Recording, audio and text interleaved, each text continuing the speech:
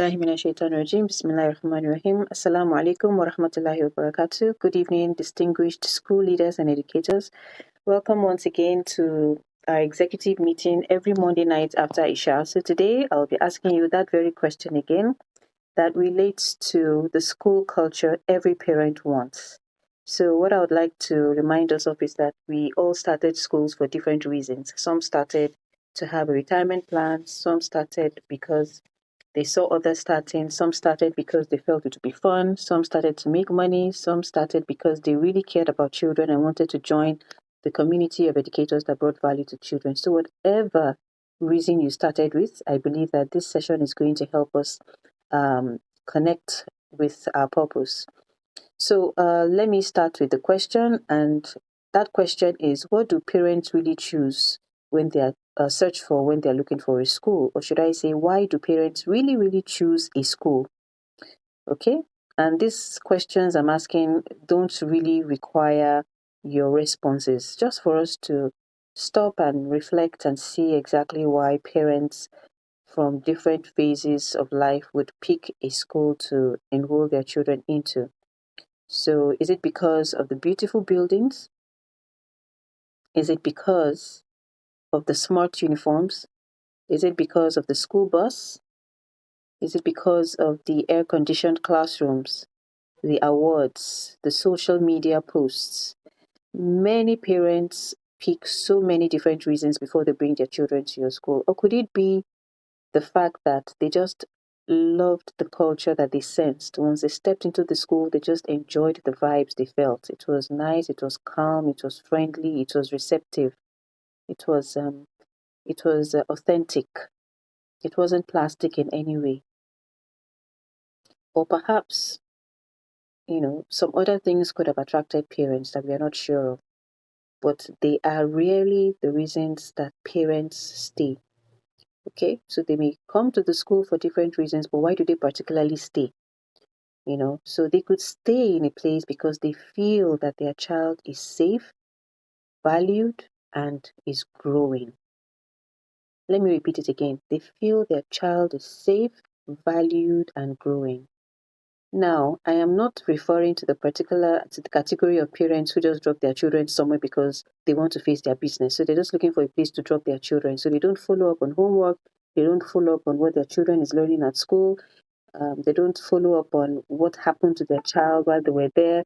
Their own concern is just for the child to have a place to be while they are out. So I'm not referring to those particular parents.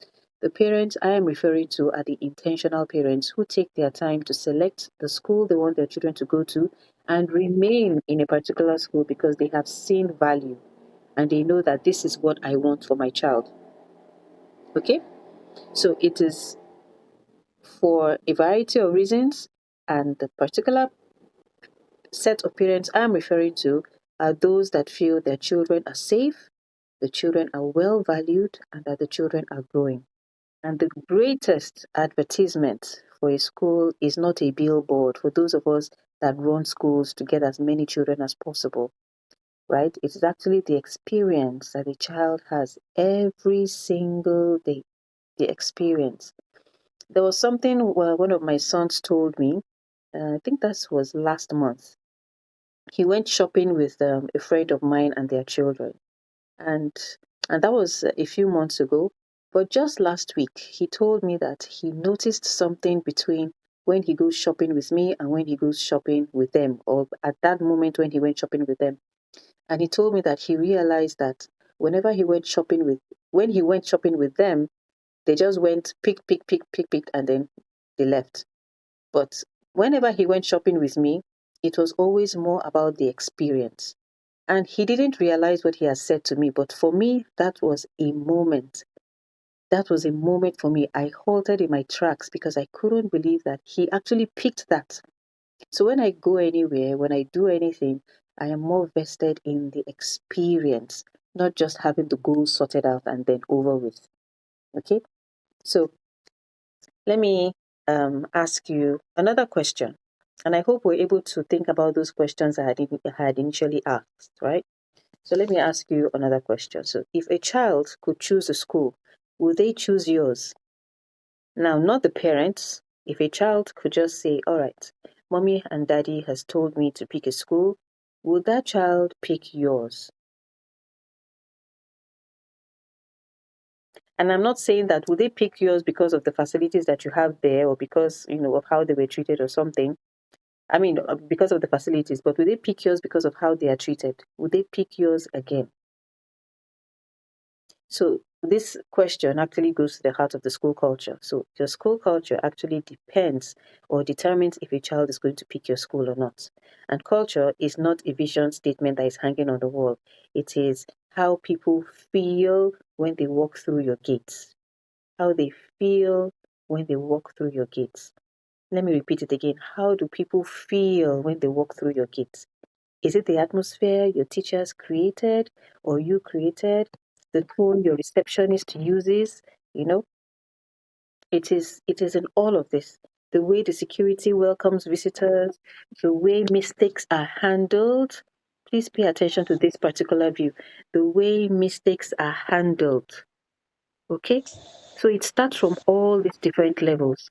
And I always want to repeat, I love to talk about mistakes because we have made mistakes to be more of an abomination than it really is.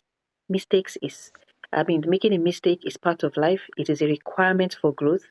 So, how are mistakes handled in your school? How are they handled? Then, is it the way the children are corrected? So, there's one thing to make a mistake. There's another thing, a thing to correct children. The way parents are listened to. Okay, the way parents are listened to. The culture is what people experience when one is trying to impress them. Hmm. So, what kind of culture do parents want? What kind of culture do they really want? Right? Um, a school where every child is known, that is one. A school where every child is known. You can have a school where you don't even know what the name of this child is, but that child is in your school, or you can't particularly place the face of a particular child in your school. Because the truth is, they are human beings. Every child wants to be noticed. Every child wants to be seen. Every child wants to feel that they matter to you. Every child wants to know that their opinions count. I know instances where teachers shut children down because they they didn't say the right answer to a question, or probably because the answer they gave didn't make any sense. So the child is being shut down. So this is part of what a child would remember. Are they shut down? Are they encouraged to try again? How are their responses handled? So every child that wants to feel listened to or whose opinion really matters would want to come back again and again and again and recommend that their friends be brought to their school because they are treated well. Can your teachers call children by name? Can they really call children by name? Do they notice when a child suddenly becomes quiet? Do they respond? Children flourish when they feel seen. They flourish when they feel seen. And does your school embrace that culture where children are seen, or children are just the number of children you can count in a classroom? You know, there's a difference between having children in your school and then ensuring that they are seen. Children actually feel when you notice them genuinely. They know when you're authentic. Okay? So ask yourself that question. Will children actually pick your school? And for what reason? Then a school where children feel safe, when you place CCTV in your schools, it is more than that. Or when you have high fences or a security gate or a security official, well dressed and looking smart, all that is more than, it's not up to what I'm talking about. Safety is a lot more than that. I want us to remember that we are dealing with children. We are dealing with a vulnerable set in our communities, children. So, whatever we do in this phase of their life is very important because it is a determinant of their future. It is a determinant of their future. So, a school where children feel safe is not only high fences or CCTV cameras, it is emotional safety. Can children ask questions without embarrassment? Do they feel safe? Can they make mistakes without being humiliated? Can they express themselves without fear? A child who feels emotionally safe learns more confidently, because they know they won't be laughed at. They know they wouldn't be mocked. They know the teacher wouldn't shame them. They know the teacher isn't too harsh on them. So they feel relaxed. They feel comfortable. They feel eager to try and make mistakes, not try to make mistakes, to try new ideas because they know they wouldn't be shut down. Okay, so that is very important. Children will always pick your school if they know that they are safe. And once they feel safe, their parents will sense it, they will notice, they will know, and then they would always want to keep their children coming back. And then if your school builds character, for me, character is a big one. Parents want more than examination scores. Now I actually defined, I have my operational definition of the parents that I'm talking about. I am not referring to parents who don't care. There are parents who just want to rush their children through education so that they can stop paying school fees early. Those are not the parents I'm talking about. I'm talking about intentional parents. So when I say parents, I am talking about intentional parents. So parents want more than just examination scores. I actually have a friend who brought a child to a school, and the boy was old enough to graduate from primary school. But because she wasn't comfortable, she was okay having him start from grade two. Okay? So while his classmates were very small, he was taller than all of them, but she didn't care because she wanted the best for that child eventually. And that's what the child is going to get. Okay? So parents want more than that. And they want children who are honest. They want children who are respectful, who are resilient, kind, responsible. So character is not just taught during assembly alone at all. It is taught by watching adults. So the way we behave in front of children, that is what they pick. Children learn more by what they see, not by the instructions that we give to them. I don't know if you have noticed that. They can copy word for word, action for action, everything they see. So teachers cannot teach values they refuse to model. That's why it's very important for us to be careful about the quality of teachers we admit into our schools. And we also have to be very, very intentional about getting teachers on the same page as us before placing them before children.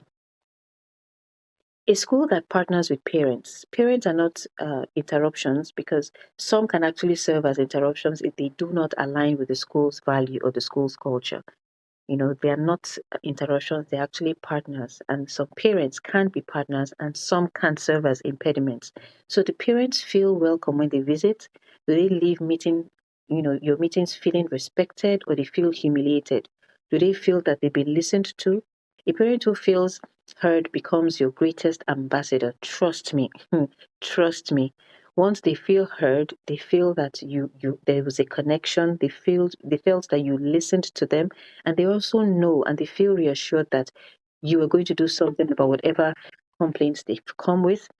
Definitely, that's an ambassador you're looking at. So, a parent who feels ignored would quietly leave because not everyone is up to making noise and complaining and raising a particular issue over and over again. So, a school where teachers love their work,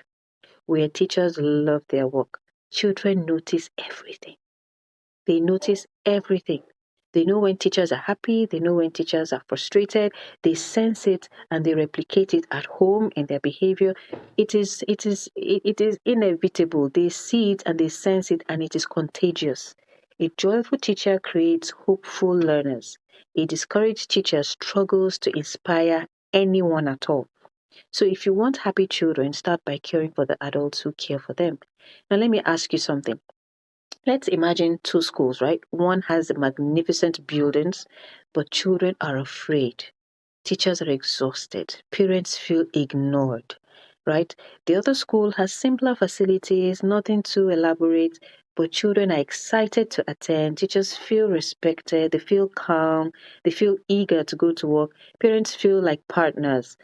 When schools, um, yeah, of course, parents feel like partners. So what I want to ask you now is that which school will families recommend?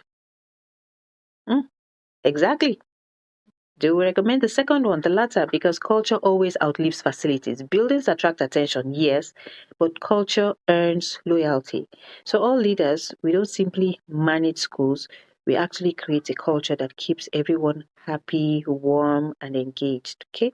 So our experiences is what we shape. Every single greeting, every conversation, every correction, every celebration, every decision adds another brick to the culture we are building. So don't forget, don't take these things lightly. it's not just the curriculum, because when I talk with certain educators, I realize that we are so overtaken by curriculum, test scores, um, competitions, how well the uniform is, and all of that. But what really matters, the purpose for setting up the school would just be defeated. Okay. So before investing in another building, invest in your people, the humans that are in the school, because people create that culture and culture creates reputation. So I want to leave you with another set of questions that I would like you to probably reflect upon. What do children feel when they arrive at your school every morning? Believe me, trust me, you know the answer. What do children feel when they come to your school? What do teachers say about this school when no leader is present? What do teachers say about your school when no leader is present? And these are hard questions that only you can answer. You sit down, read these questions to yourself, and then answer them. When you answer them honestly, believe me, you're going to know what to do. Then, do parents feel like customers or they feel like partners? Okay. Then the fourth one is, what behavior do we celebrate most in our school? What behavior do we celebrate most in our school? Then, if another school copied our culture exactly, would I be proud? If another school copied your culture exactly, would I be proud? So these are very, pungent questions. I would like you to just sit by yourself, ask yourself these questions as sincerely as possible. Okay.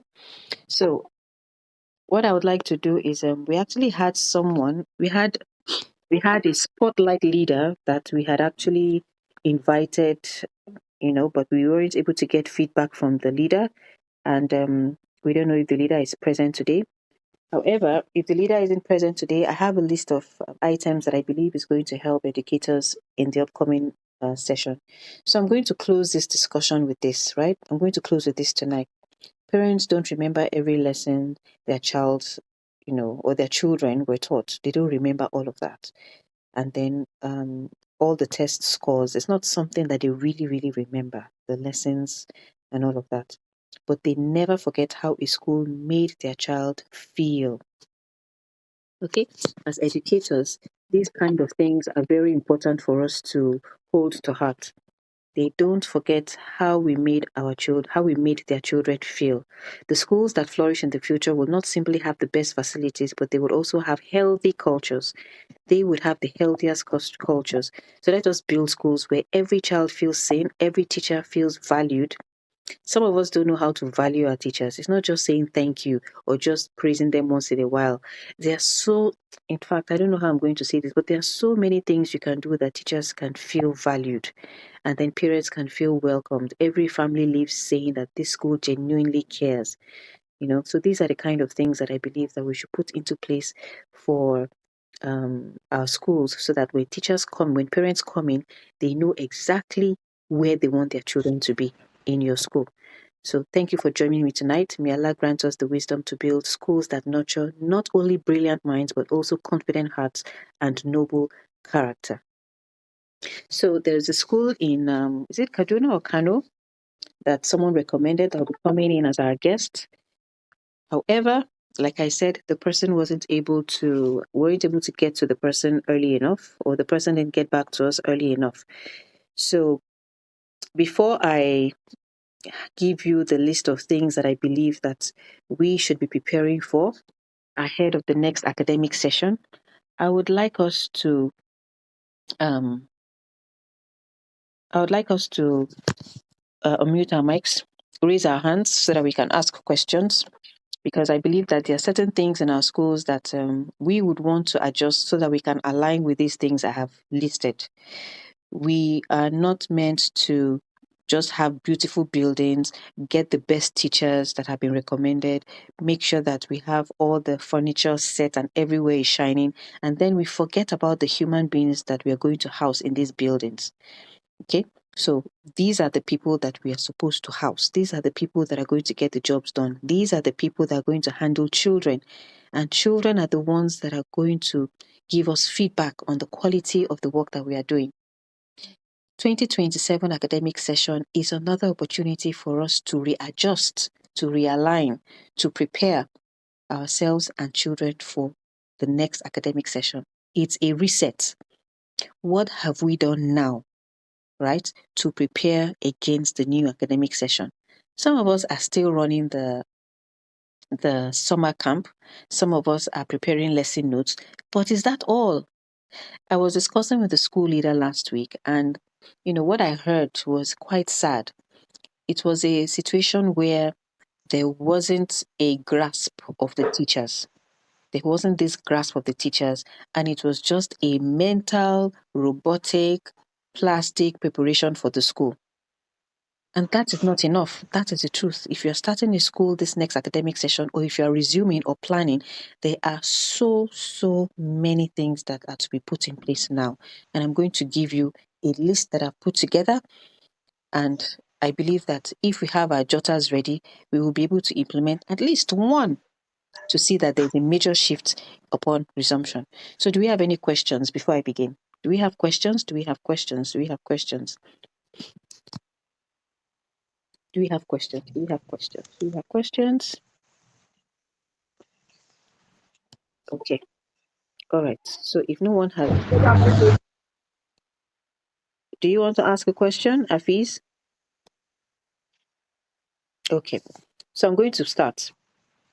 Let me start with the first item that I believe will help us. So let us just establish a clear leadership structure.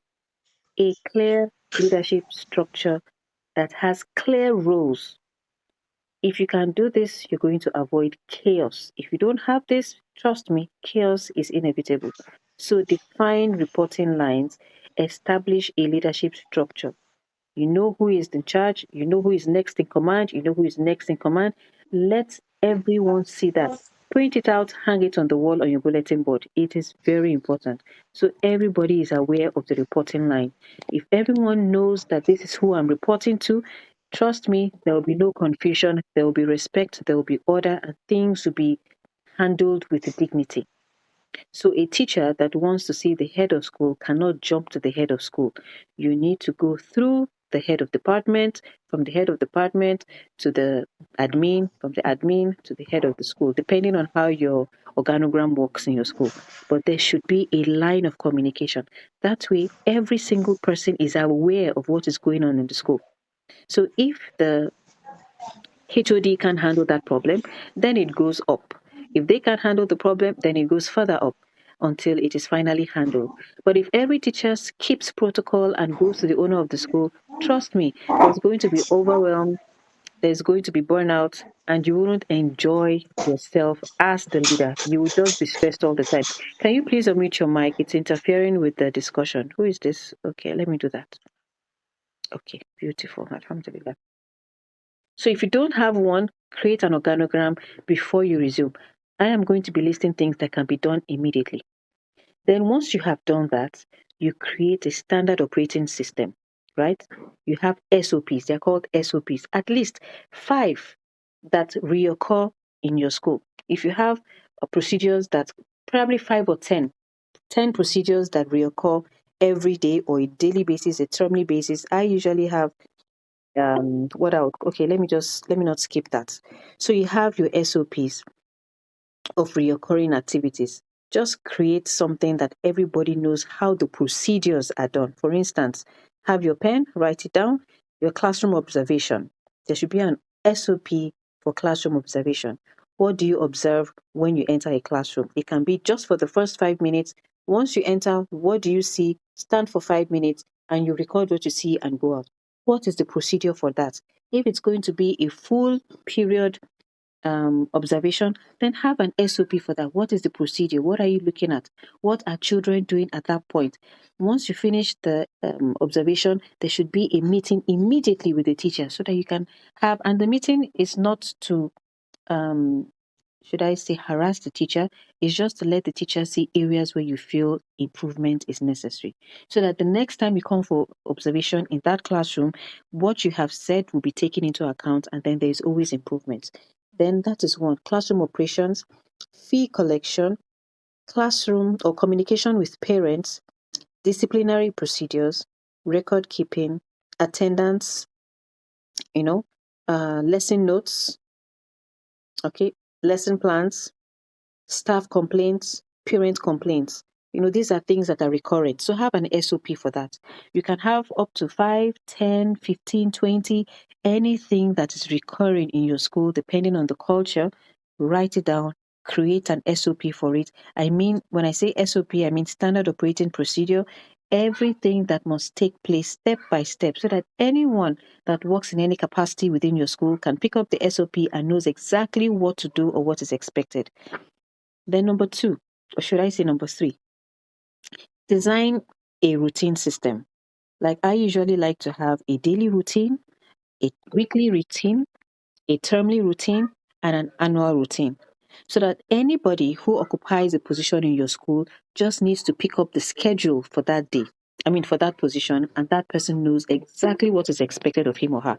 So let me give an example. If it's a teacher that is newly employed, there is a daily schedule for a teacher, a weekly schedule, a termly schedule, an annual schedule. One example of a daily schedule could be I resume at 7:15 a.m.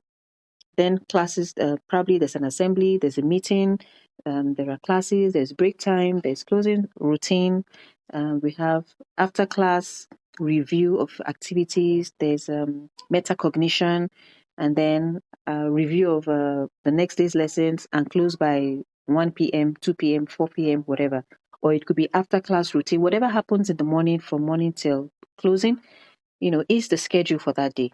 And then if there's a weekly schedule, meetings happen weekly, sports happen weekly. So things that teachers should know on a weekly basis should be on that weekly schedule. Then a termly schedule, things that happen termly.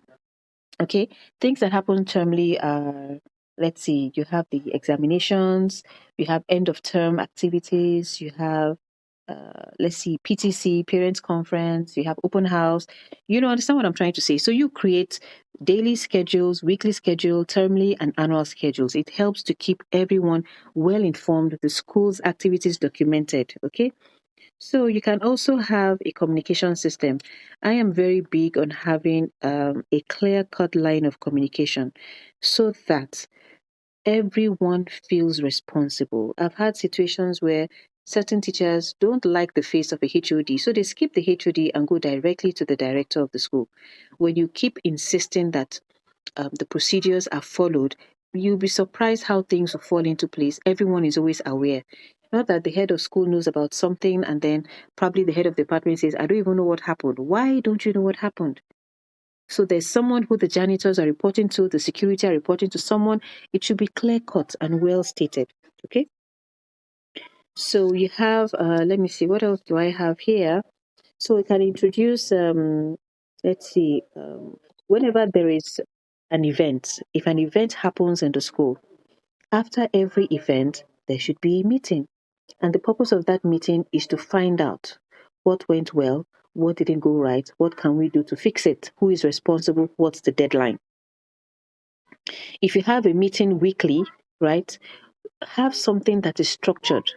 So don't allow your meetings to go for hours and everybody is shouting and everyone is screaming. It doesn't work that way. It's not healthy. If you have a cap, a 30-minute meeting on a weekly basis or a 45-minute week meeting on a weekly basis, you assign someone who always lets you know that you have just 10 minutes left, you have 5 minutes left, 1 minute left, meeting off, and you stop the meeting and respect timing. Because believe me, if your meetings keep going over and over and over that way, once it's time for meetings, teachers would just be exhausted. Nobody's looking forward to the meetings because it just takes time. Some people have engagements after school and they can't have those engagements because the meetings are just extensively dragged. So if you have a cap, you have somebody who always tells the timekeeper, can always let you know when you've crossed the 10-minute mark, it's remaining 5 minutes, it's remaining 1 minute, and then it's time for the meeting. So during those meetings, you also have what you discuss, what went well this week, What didn't go well this week? What do we need to fix? And who is responsible? What's the deadline? How do we follow up? You know, all those things should be taken into consideration. And then there's somebody writing the minutes of the meeting, and you can make it in points, you can make it an official meeting. It depends on you. The most important thing is don't overflog the meeting and let it be as straightforward as possible and let everyone have their points ready. You can also have a review. Every teacher should have a review and give feedback of what happened in their classroom, which of the children are struggling, what's the progress of every child. Call the names of children and discuss them in the meetings. That's what we are there for. Okay. So once that is there, you can also have this there can be you can have something that's in place ahead of the next academic session where you I think this is we have like 3 to 4 weeks ahead of resumption. Now is the time to begin excessive, I wouldn't say excessive anyway, because I believe you won't be able to exhaust it, but serious training of teachers. So revisit your vision and mission, look at what you want for your school, what haven't worked all this while, or what hasn't worked all this while, and what do you want to fix. Create a training model to fix all of this, and then you have an intensive training for all teachers. And when I say trainings, I don't mean slideshows, I don't mean slide deck and you are talking to people. Let there be practicals, let there be demonstrations. This is how I want you to handle the children. This is how the children should be spoken to. This is how I want the science classes to hold. This is how the multimedia suite should be handled. This is how outing should be. This is how you model it, you play it, you act drama, you role model it over and over and over again. There was a school that I was with not too long ago, and I was telling them that I always wanted children to understand the importance of orderliness. So whenever they were going anywhere, they shouldn't run. You should try to have children on the line so that they just walk out and then they walk back in. And they were like, oh, this cannot happen. These children, oh no. They were just so full of skepticism that it was not going to happen. And guess what? It happened. And guess what? They came back and gave me feedback that I couldn't believe it was it was possible to have children actually be orderly, because the boys were boys, the girls were girls. It was just almost utter chaos. But before I left that place, they were all lining up. Once it's time to go out, they fall into their lines. They had numbers. Once everybody's out, they were free. They played, they did what they had to do. When it was time to come back, there was no rush into classrooms to avoid falling. Everybody fell into line and they walked back. They arranged their shoes. They stepped into the class and things like that. So all of that. And then guess what? When the children went out, because they're so used to being orderly, we went to an orphanage, and people that observe the children come down from the bus. Just tell them once, okay, fall into your lines, and they fall into lines because they already know. People there were giving feedback that they've never seen children this orderly. So it's important for children to understand the values of being orderly right from when they're small. The brains of the children are being formed now. There are neural connections being formed in the brain now, and the quality of activities they experience now serve as a foundation for their future years when they become adults. So these are things that I believe we should take seriously now. This is the time to train your teachers. This is the time to let them know how important punctuality is. This is the time to let them know the importance of owning their jobs, giving feedback, keeping to deadlines, being respectful, enjoying their space in the classroom, taking responsibility and owning agency of that space that is called the classroom. The leader, this is a time where you reflect in yourself, look at what it is you are doing as a leader that just isn't right. Because however you are is what the teachers are going to collect. They sense your behavior, and then they replicate it unknowingly, unconsciously.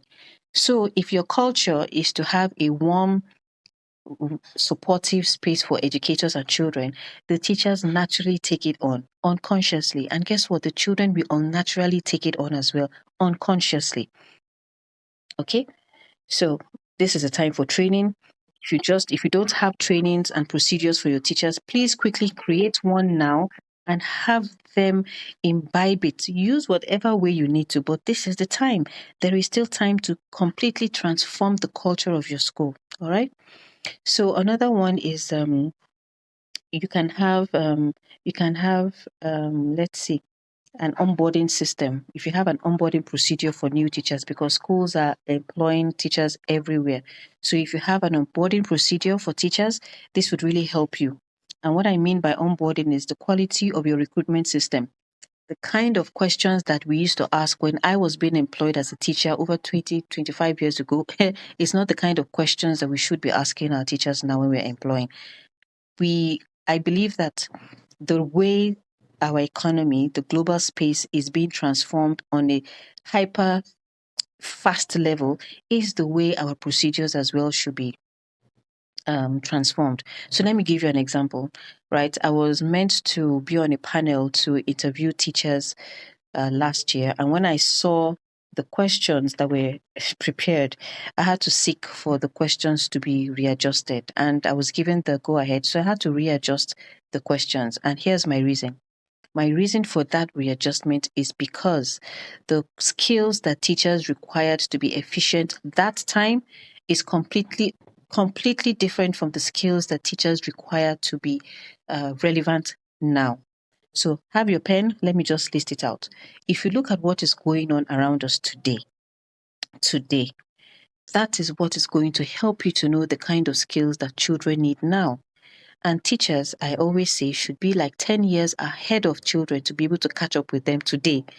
So you cannot be today and be teaching children of today. No, you have to be like 10, 15 years ahead of your children to be able to teach them today.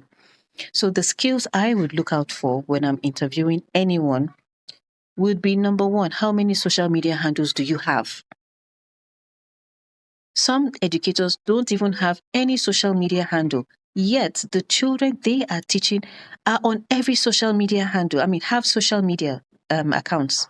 So tell me, if you do not have any social media handle, how do you want to relate with your children in the classroom? Tell me how. So I always ask that. Another question I usually ask is, do you have graphics design skills? Do you? If you don't, I don't know what you're doing in the classroom. These are skills that almost everybody should have. Number 3, how do you see punctuality and diligence to duty? Because for me, I am very key on punctuality. You must be early to school because you are serving as a role model. If you come late, how do you want to encourage children or parents to come early? So for me, that is a big one. Then, where do you live? How far is your house? There was a time I was running an interview for a teacher. In fact, for that whole interview set, she came out the best. The last question I asked her was what made me drop her. Where do you live? By the time I heard where she lived, it required her to take 3 different buses to get to the school. And I asked her how she intended to make it early. And she told me, no, I can make it. I can just, no, I can come early. I said, are you sure you can come? What if you're on duty and you have to be here before 7 or before 7:15? She said, I can make it. And that was what made me drop her. It was so painful because she was the best hand there, but where she was staying was not realistic for me. Punctuality is important. It's important.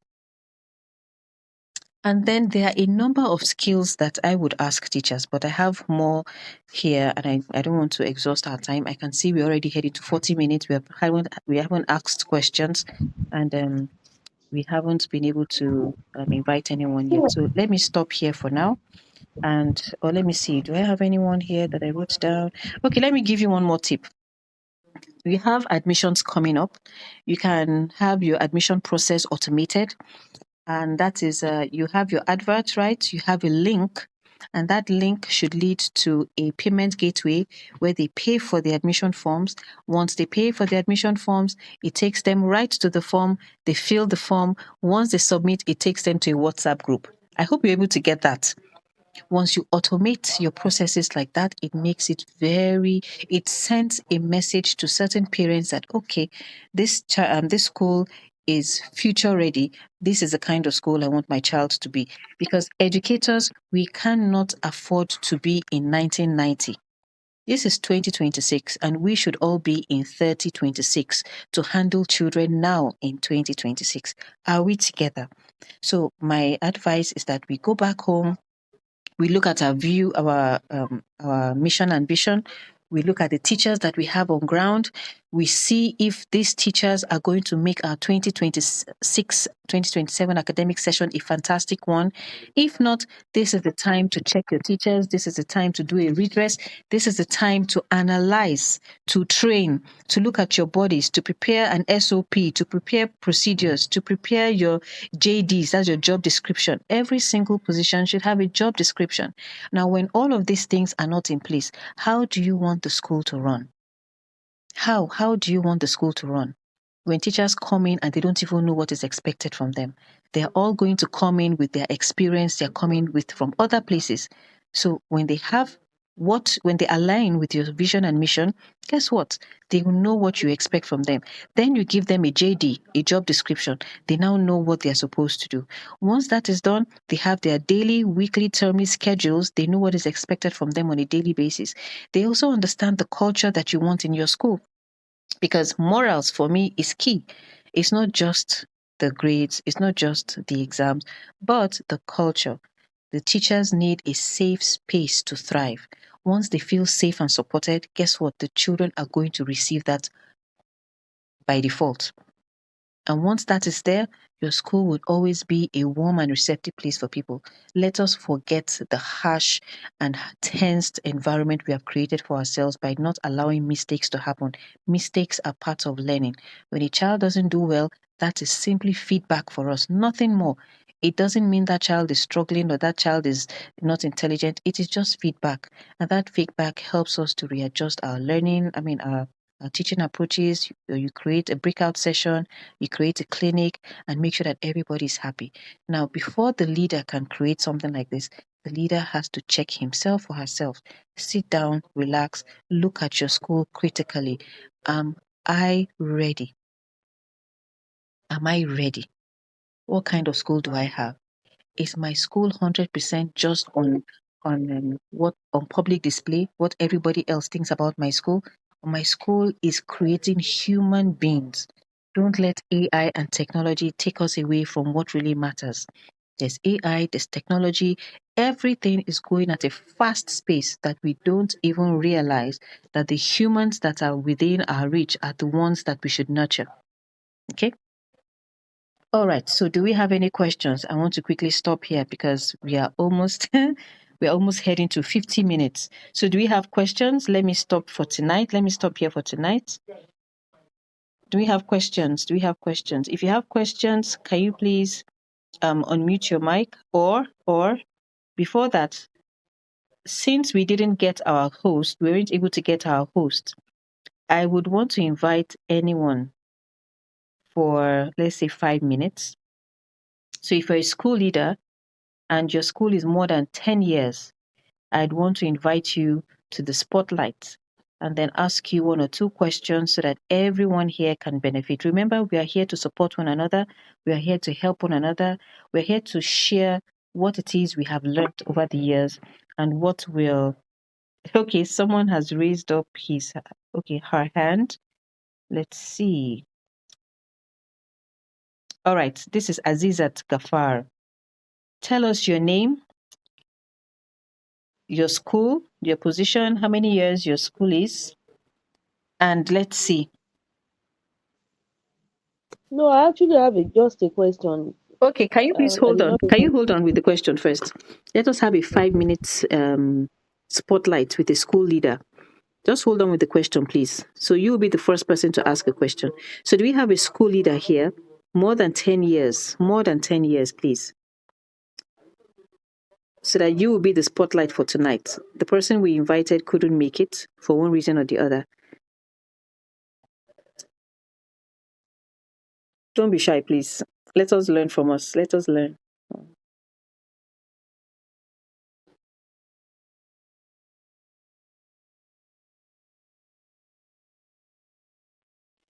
Nobody? Are we shy? All right. Let's have her. Azizat Gafar. Please go on. Please go on. Please go on. You can ask your question, please. Yes, please. Good Wa evening, alaikum salam wa everyone. rahmatullah. Your name, school, position. Okay, my name is Aziza Abdul Ghaffar Okay. What from state? Lagos State. Okay, Lagos. Lagos Alhamdulillah. Can I ask you a question, please? now. So I just want to seek your advice. Um, there was this culture we were using in our school from onset, the culture of to avoid falls and for organizational purpose. Our students, as they transit from one position or one action to the other, they are always in line. They always fall into line. But along the line, when we had reduction in staff, that culture gradually was eroding. And now, by the end of, by the, as at this third term we just concluded, I discovered that the rowdiness in the students have now really increased. And it bothers me. So when you mentioned it as an example during your presentation, it just reminded me that this is one of the things I had intended I was going to put in place before the new academic session. So I don't know how do I get them back to track. And Okay. part of it that aside from we reducing, I mean, aside from the loss of staff that caused it, Mm. another reason, another thing I observed caused it was we now had more students we admitted from other schools. Okay. Normally each person comes in with their own philosophy, with their Yes, own of style. course. Mm. So Okay, the I thing has understand. really mixed up. How to Okay, go I back to them. understand. Okay, so thank you for that question. Thank you so much.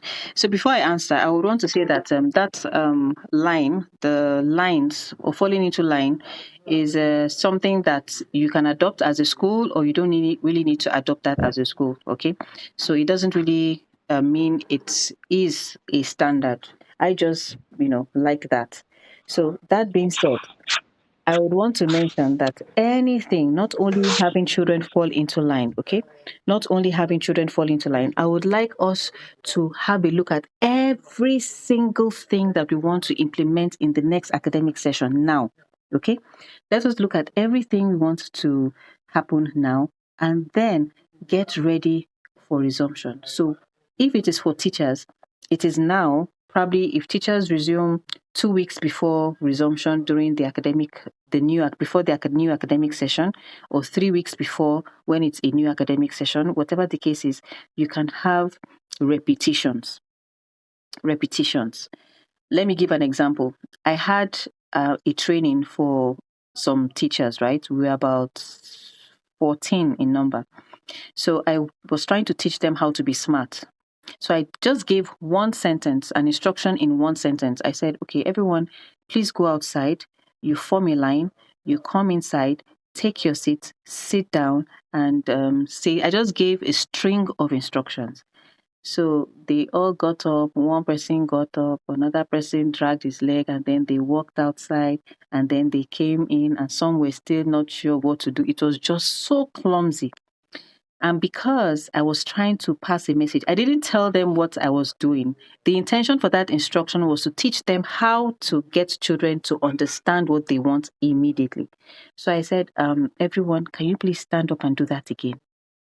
So they looked at me. They looked at me and they smiled and they got up and they went outside and then they came back. Now it was a little better organized and then they sat down. I said, no, you haven't gotten it.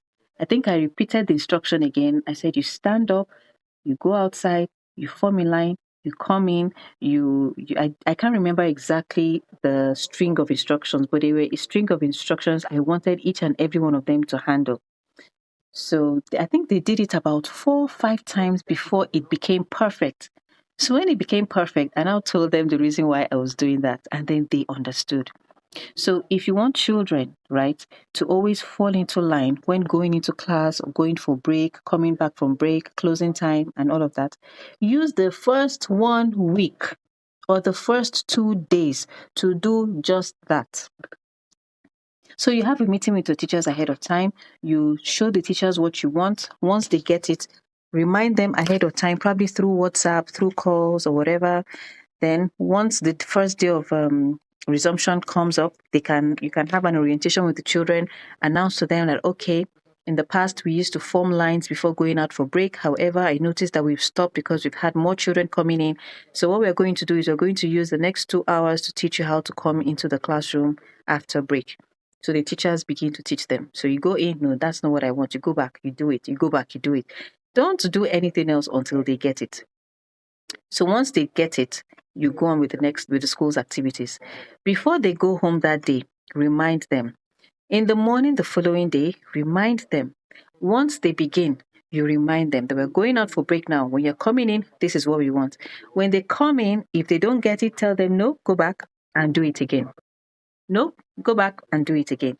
But what you will notice is that on day 2, it will be less than day 1.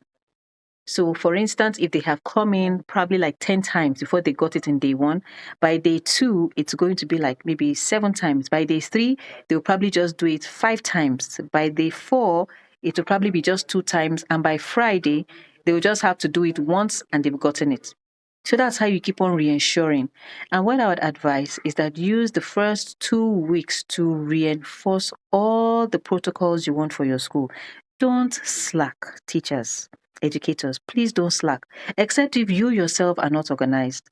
Because if you are not organized, it's going to fall and be evident in the school. So make sure that you use the first week to reinforce what you want.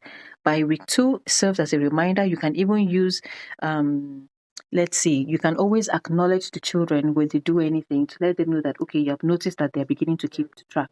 They're beginning to keep on track of all these things. And then you don't need to praise. No need to praise. Just acknowledge. Once you acknowledge, that is sufficient so that children don't wait for your praise before they do anything right. Okay? So that is it. I hope I've answered your questions.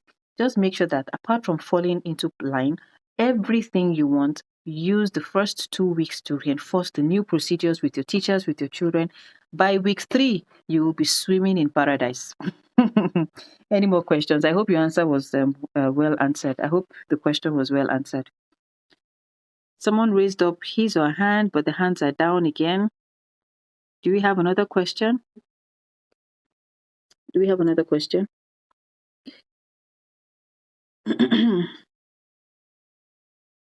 No questions today. What happened today? We always have so many questions. What happened today? No questions today? No contributions, no questions? Or the topic today is not as thought-provoking as the previous ones? Not really. Okay, so should we end? All right, someone is raising up his hands. Aaron Adams, please go ahead and ask your questions or mute your mic. What state are you joining us from? Is that Kano or Kaduna? Hello, can you hear me? Yes, I can hear you. Good evening, Mr. Aaron. Hello, hello. I Good can. evening, everyone. Hello. Good evening, Mr. Aaron. I can hear you. Okay. I'm joining from Kano. Okay, it's Kano. All right. So, Yes, I what's your joined question? a bit late. I just wanted to get more light on when it's right to correct Your voice has gone off. children. Like one conversation with someone. Hello. When it's right to correct So he children? was saying that yes, that's when is it right to correct children?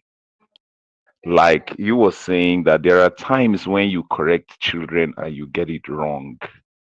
Like, okay, he was saying that maybe a child is crying, something made the child a child is angry about something, Hmm. right? And then you or has done something and is scared.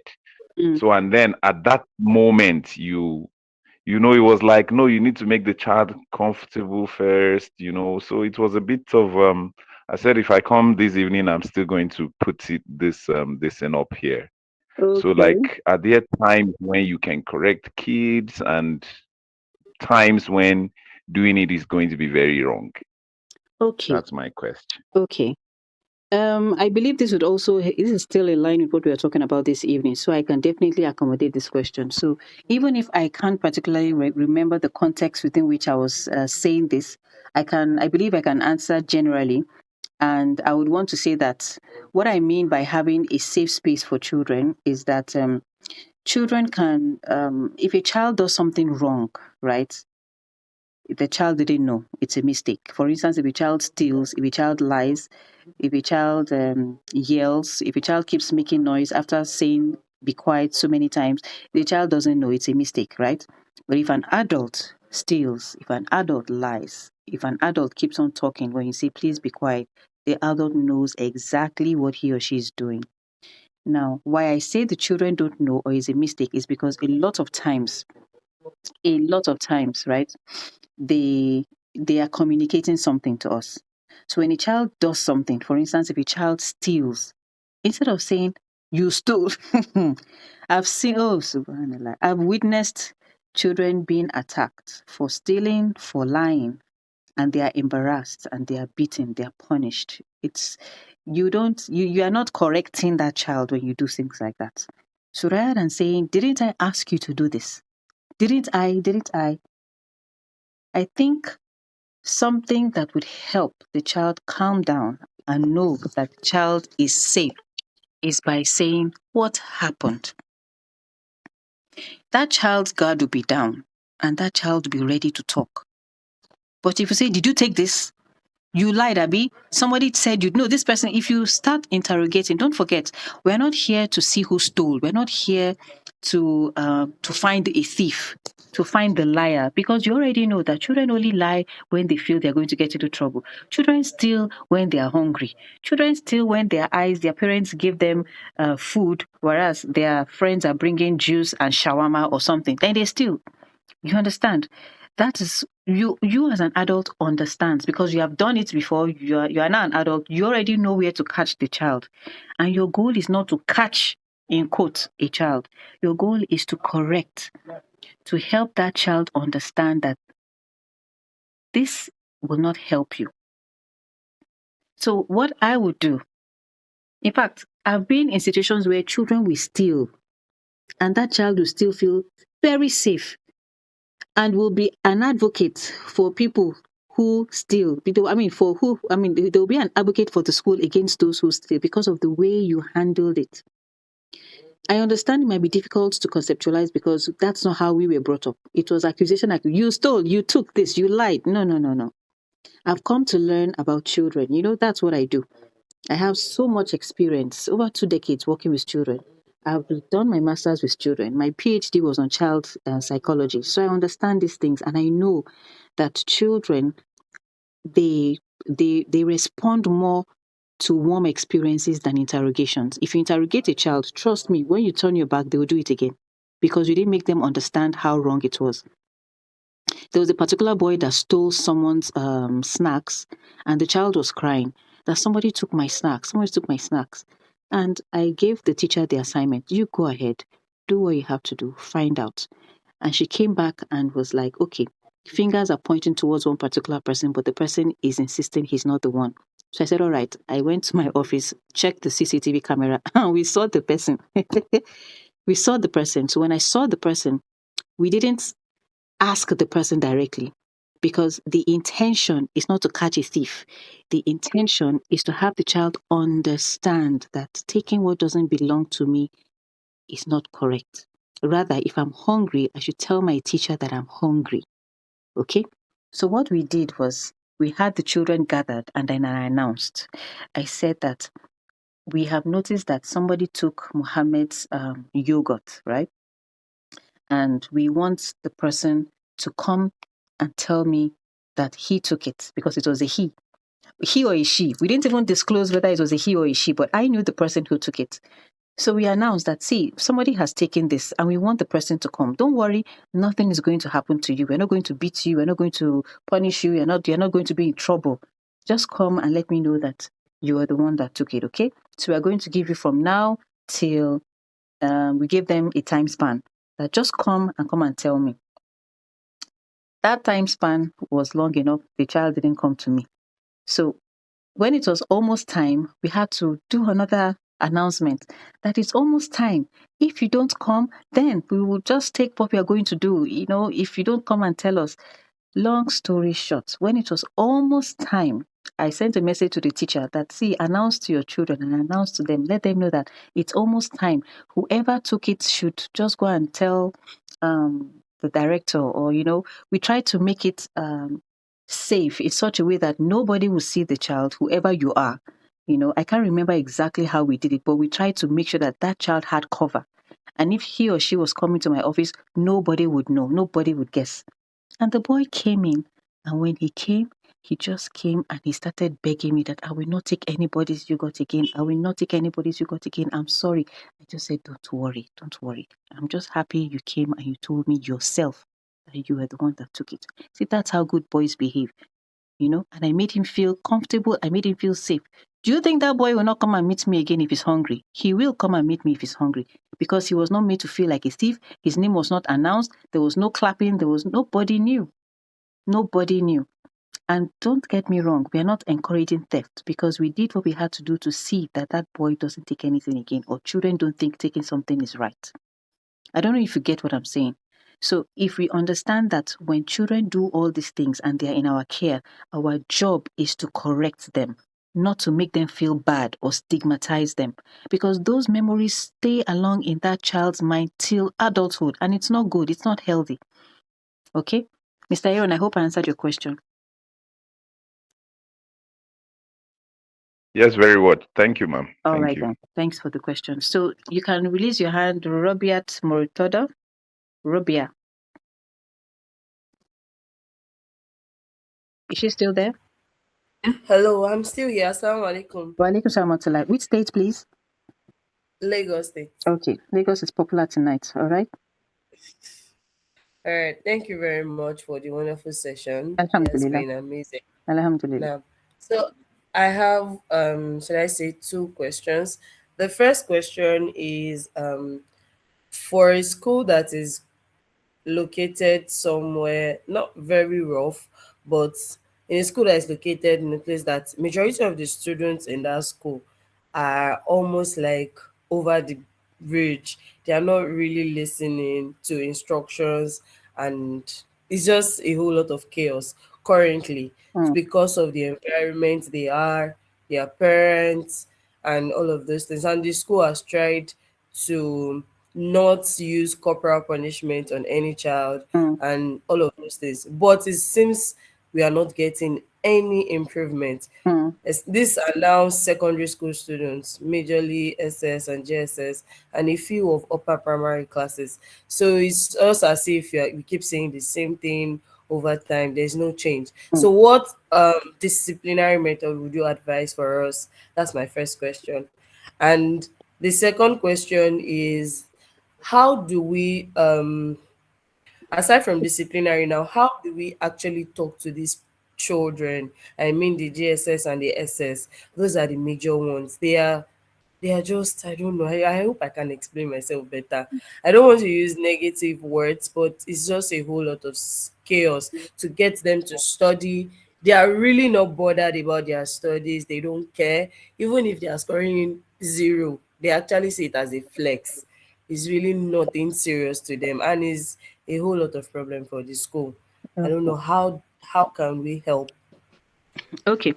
So the first question is talking about the fact that children, you can't really have them disciplined, right? They are not disciplined, and they are in their late primary and secondary classes. And I think it's the first question rubs into the second one.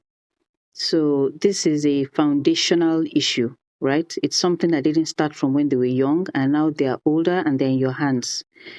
If I were in that space, right, because I know that different situations are relative, right, and then there are lots of factors to consider before taking any action on anything. So probably from where I sit now, if I were to just respond to you off the top of my head, I would say I will collapse academics first for the first 1 week or 2 weeks.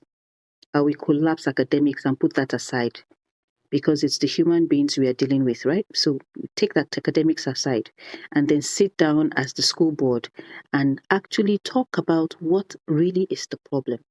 What is the problem? Because if you were to handle the one major domino, the very first domino that would collapse all the other sticks, you would find out that you would be able to handle all other problems because one would link to the other and link to the other and solve the others. If the very first and major one, the central nucleus, is well sorted out. So what is the major problem? You list everything out. Okay, they don't listen to instructions. They don't care about their studies. They don't respect. They make noise. Their learning is not fun. You know. So okay, so what can we do? First of all, number one, the leader of the school. How is the owner of the school to the children, to the teachers? Number two, the teachers themselves. Are the teachers disciplined? Are the teachers morally upright? Do the teachers know how to talk to children? That is the second one. Because you cannot give out what you don't know. There are teachers who can only talk and complain, but they cannot enforce any change with children. For instance, if I want a quiet class and I'm teaching, I will not teach until that class is quiet.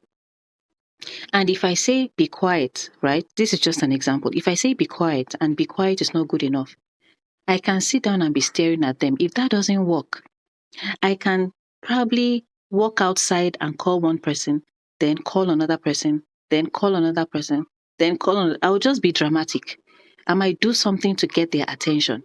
Once I have their attention, I can change the topic entirely and ask them what they had for breakfast.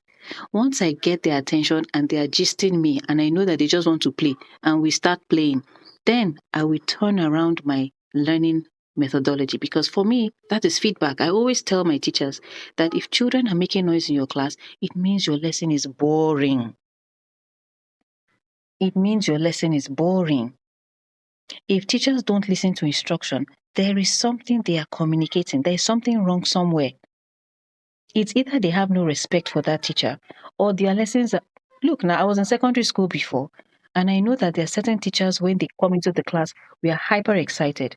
There are certain teachers when they come into the class, we just want the teacher to go.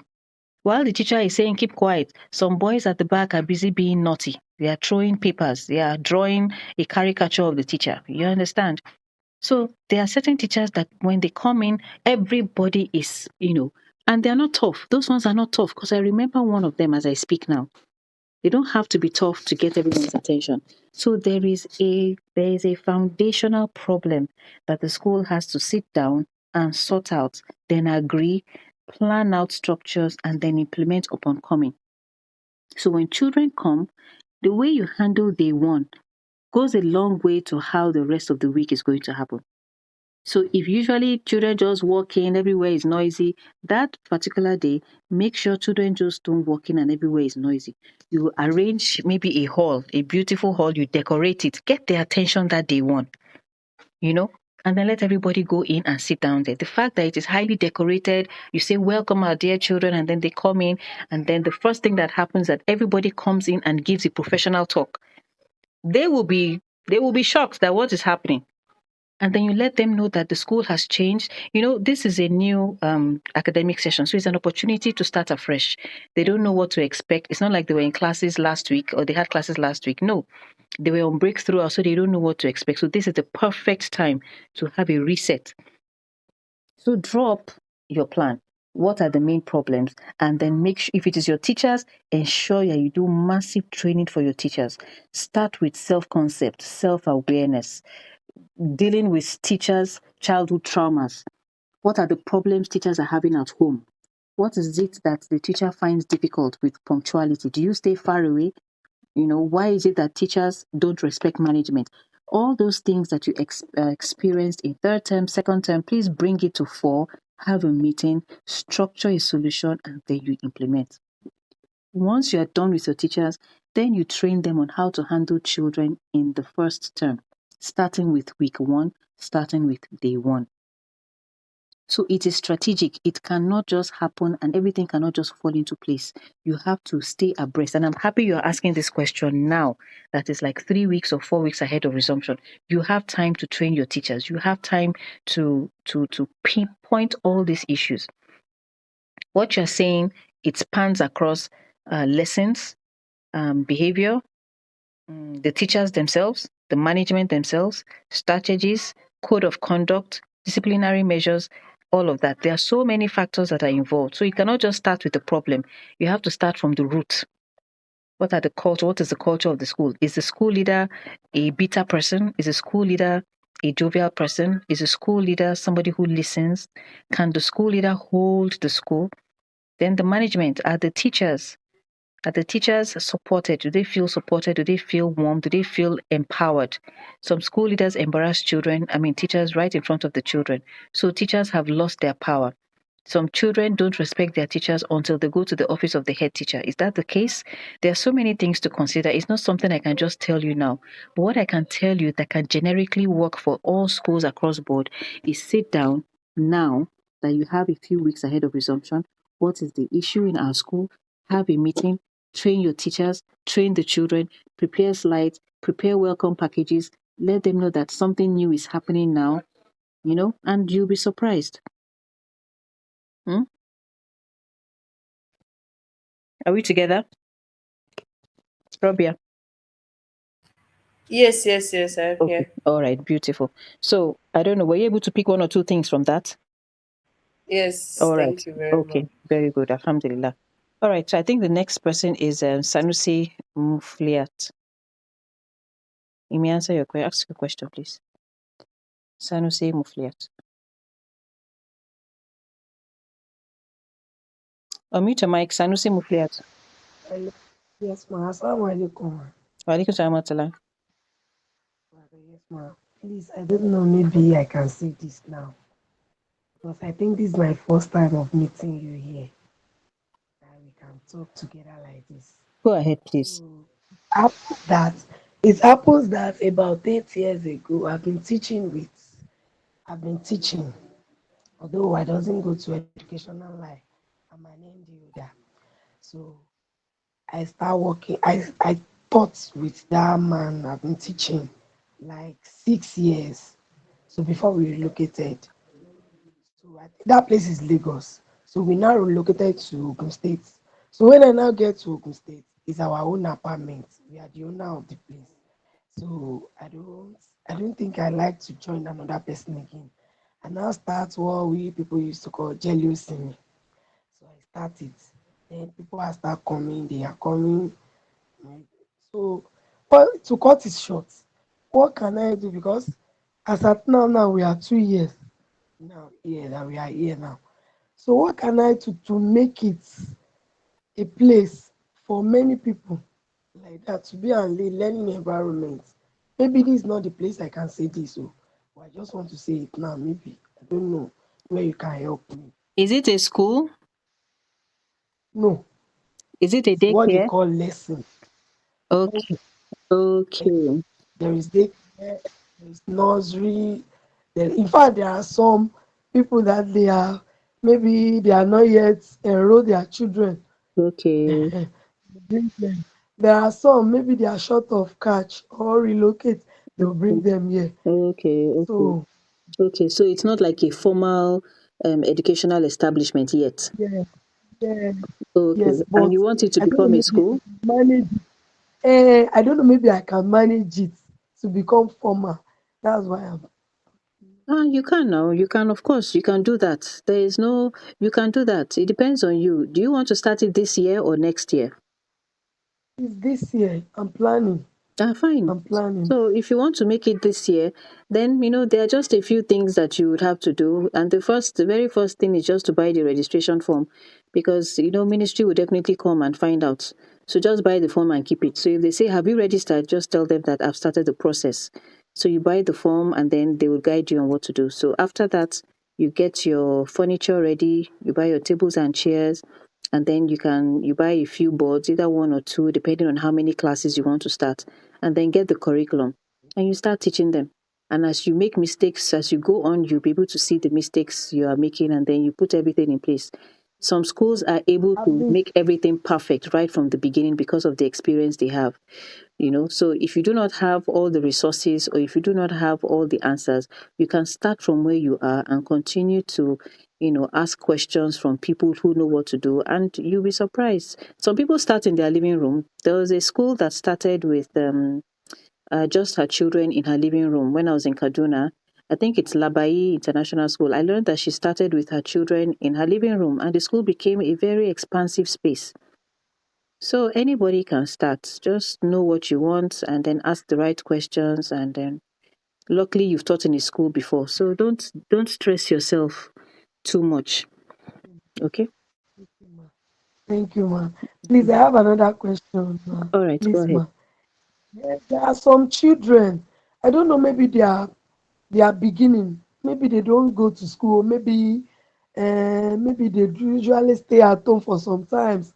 They are having problem of reading. Mm, In fact, many of them, I have like 4 or 5 of them mm, that they cannot read. mm, They are about 10 years of age, yes. 9 years, Mm, respectively, like that. mm, They cannot read. mm, In fact, I did not even say this is their class, because how can I identify someone by mm, that age as nursery?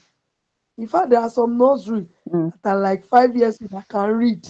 Of course, I understand you. That's not even a problem. If children are up to 5, 7, 10 years old and they can't read, just take them through the phonics program. And once they go through a phonics program, within a space of 2 months, they'll be able to read. That one is not a problem. It's not everybody. Just don't Because start teaching them science and all of that. Just focus on reading first. So once they can read, then you'll be surprised that they'll be able to go through all other subjects. So take them through phonics program and they will be able to read, inshallah. Are you on the Schooltopia group? yes, Okay, fine. yes. That means you've already seen that there's a phonics program that I have that teaches teachers how to teach children phonics to read. No, I have not. I will, In fact, it's today I saw it. no problem. It's I, okay. It's okay. I don't think that's a problem at all. Once you understand phonics, you'll be able to teach them to read. okay, So, ma. all right then. Jazakumullah khair. Wa alhamdulillah. All right. So, should we close now? Do we have any other question, or that's the end? We can close for tonight. Can we close for tonight? Alhamdulillah. Alhamdulillah. All right. So, thank you so much for those that contributed. Hello. Yes, Abdul Malik Adileye. Which state are you joining us from? Anyway, my name is Tawakalt Bashiru. Maybe my son has used my phone, he has taken over. Okay, okay, okay. No problem, because I can see Abdul Malik here. So Okay, so which in state are you fact, that's joining why us I've from? not my Uh, I'm from Lagos okay, actually. So Lagos. Yes, please. the problem I have is actually problem of culture in the school, Now, right? In fact, we your voice said has our gone up. 10th year. Okay, you're 10 Um, years this year. Hello. I can hear you. You're 10 Yes. years this year. So yes, we did our 10th anniversary. But Beautiful. I have this serious concern. In fact, I have one of my mentors on the call, the Okay, person of Mrs. Onisabi. I was expecting her to give us heads up okay. on when you said school owners that have been in the system and all. Yes. I was expecting her to say something, but for certain reason, she wants to I understand. stay mute today. Yes, I understand not all people want to come out like that, Probably with time, maybe when she's more comfortable, she would honor us by coming on stage so we can learn from her. Alhamdulillah. Please Please go take ahead. note. She's one of the people that can host us here. But Okay. then, I mean, the school culture is a problem for me, a serious one. So much so that, I mean, it is becoming a general pain that almost all the teachers are not compliant of the what I call SOP, Mm, right? Yeah, but I mean, because I mean, the negative culture of the system has now been so strong that it is very easy for any new teacher to be initiated into the group. Mm. All efforts made to, review the situation is proving abortive. At a point, I sought the help of the person I just mentioned, No. and for certain reason, we are yet to be able to curb the situation. And I'm having serious concern now that um, you know, we are starting another session Yes. again, Mm. and it is looking glaring that parents are even feeling uncomfortable Yes. again with our system. Yes. That some of them are pulling out, Mm. and in fact, I had a call that the parent was telling me that, oh, one of pioneer teachers had left and she has this concern, even though she believed that it's only Allah that is uncomparable, that Mm. human beings, we can see the match of whoever lives. Mm. But then she's not comfortable that, she has this belief in this teacher that is leaving, Mm. of which this teacher, in my pioneer person, Mm. was able to help me influence the situation positively. Okay. He has uh, what I call open arms to shield every staff with their inappropriateness, rather than using that sense of authority that is endowed with to take them through SOP Okay. and make the system to be good. Okay. He rather be so lenient, and they are more loyal to him Okay. than me, Okay. kind of. Okay. And so when he said he was leaving, I tried to persuade him a little, sha, but not seriously, Mm. because I don't know where my problem even lies. To be Mm. honest, Mm. I know he's a very, very hardworking person, Yes. but then being hardworking and not being able to use that sense of um, charisma Yes. to carry people along towards doing the right thing. Mm. Like at a point, I think one of the first class I attended with you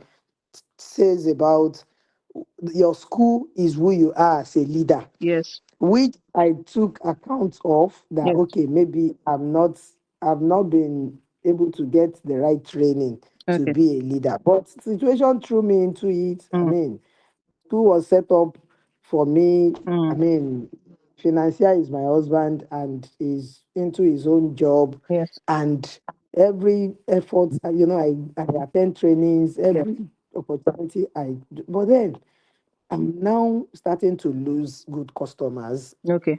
In fact, it's a big deal for me anyway. I don't know. I understand. I don't know.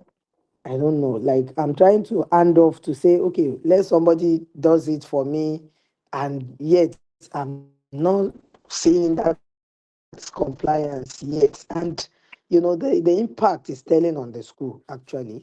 So I mean, it's a long one, but let me just pause there. I think I've painted a picture like Okay. that. I Thank understand. you. Alhamdulillah. Thank you so much. I want to start by saying that be rest assured that no matter how should I say comfortable we are with our head of school, our principal, our head teacher, one day they will go. Okay. But before I start, I want to ask, were you able to find out why this person is leaving? Were you able to? Yeah, Okay. he said his family decision, like the wife, the mom, the sibling. I think, yeah, maybe they feel he's being short paid or something, Okay. and we couldn't do beyond what we could afford. Ah, So we okay. we had to let go of him, and we gifted him with the little Hmm. ability that we had, compensate his long stay. But then it Okay. may not still be enough. Yeah. Okay. So it even came out clean that this is the reason. And there was nothing you could do, Yes. because what I was even thinking of was that, was there anything you could do to retain him at least? Because I was going to say that if you could retain him by giving him some boost, then you would use the period he's around to establish the school properly so that his hard work, he can help you establish that place before he leaves. You create your SOPs, you implement it, you create job restrictions for everybody. You follow your reporting line. You know, he is trained on exactly what to do, so that even when he leaves, the school won't even feel that he has left because everything has been laid down and has been implemented. So whatever is supposed to happen in the day would happen whether he's there or not. You know, whatever. Yeah, we could not help. Thank you. We All of that. chose So with to. his help, if he's hardworking and you know he's good enough, I would advise that you could, pay him more. You understand? Maybe in the place of a consultant, pay him more and then have a meeting with him. Let him have that understanding. Let him come and then you establish the school and then make photocopies of him in the school. Somebody who can take over and then, the place is run and then he leaves the school and then you see if everything is going to run in place, run properly, even when he's not around. Because now you said there's more loyalty in him than with you. Sorry, ma. You know, there is difference between being hardworking and being aware of, the standard practice. Yes. So I think there's a gap here. Okay. So yeah. He is not aware of the standard practice. I mean, that's my perception because if he does, spending 10 years and yet we could not have him influence the team to be able to be compliant of the 21st century doings as a teacher. Mm, Give, yeah. So, it's different from you being hardworking and mm, then, mm. yeah. Okay, I understand. Yeah, but okay. Well, there. If he's some well, does the school provide for those? Is he himself a 21st century teacher, educator, or head? That's what I'm saying. Not really. Okay, And they are okay. not yielding to trainings like that It's because usually of the like level that. at which the culture has been, you Okay, know, okay, bastardized, kind of. okay, So okay, any attempt to bring, facilitator, the person will just come and talk and go. okay. And at the end of the day, Nothing will happen. mhm. It doesn't work like that. Okay, so probably what I can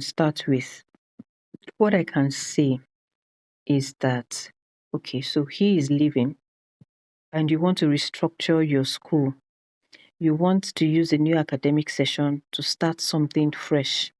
What I would advise is that outline what it is that you want first. Is it a 21st century environment? Is it revamping the school culture?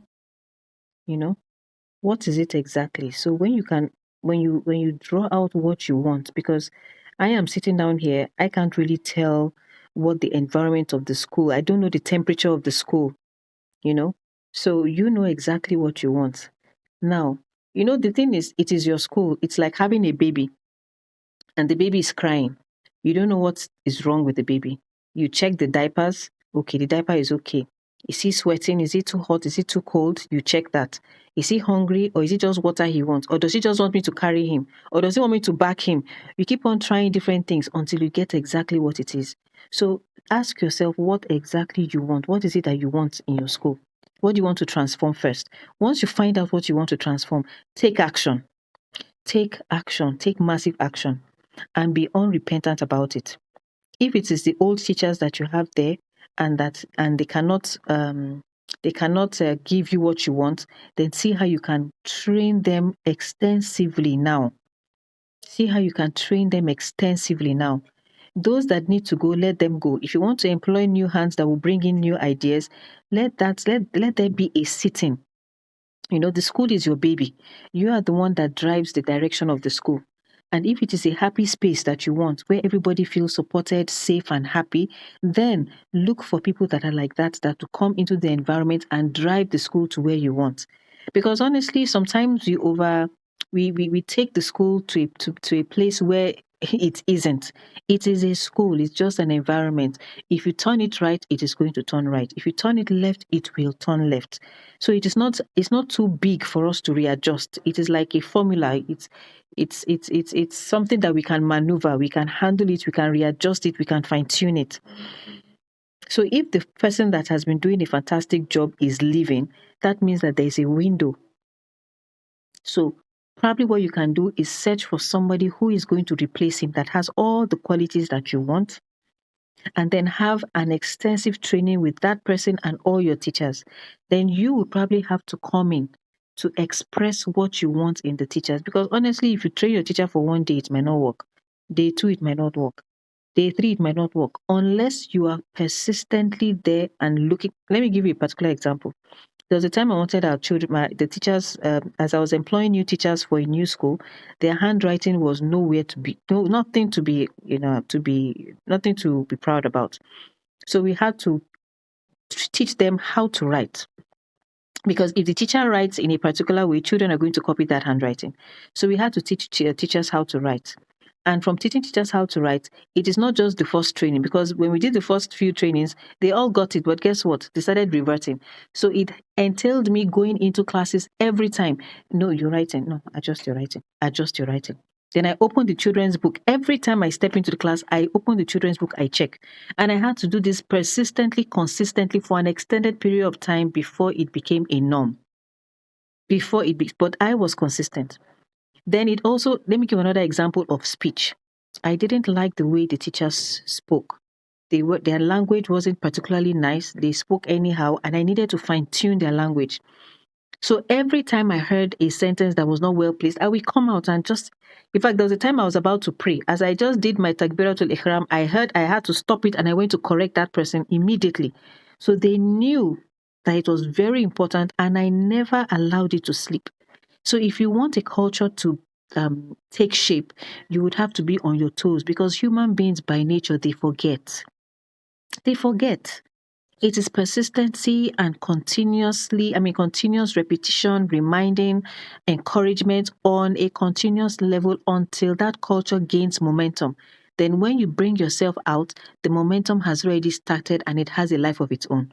But it really starts with you. It really starts with you defining exactly what you want, redefine your mission and vision, your core values, get a head that can fit into that, do a thorough examination of who you're going to select, see that you can pay that person, and then you now have a meeting with that person to define what you want. Then you get all your teachers, those that you feel can live up to that expectation, you retain them. Those that cannot, you let them go, you employ new hands, and then you start afresh. You still have time till resumption. Then do an extensive training. And then from day one, you follow them up every single day. And you find out that with time, you'll be able to get the kind of culture that you want, but you have to define it, inshallah. I'll try. Alhamdulillah, may Allah make it easy for you and all of us. All right, this is 1 hour, 30 minutes. Is a little bit longer than how long we usually have our lessons. It's usually 50 minutes to 1 hour, but I guess because it's resumption time, we are having meetings regarding how to help our school. And I pray that Allah subhanahu wa ta'ala blesses all of us, grants us the wisdom to be able to do that which is right and will help our school. If you can, kindly drop points on the group on what we have learned so that others that couldn't join will be able to get ideas. The phonics course, I'll drop it on the group so you can see. School leaders who want mentorship, I'll also drop, no, I wouldn't drop it there. Just private chat me and then I'll drop the link for you to take it. It helps you. It's a 4-minute intensive course for you as the leader. And trust me, it would expose a lot of things that we don't particularly know about ourselves and about leadership to us. So thank you for joining me tonight. May Allah grant us the wisdom to build schools that nurture not only brilliant minds, but also confident hearts and noble character.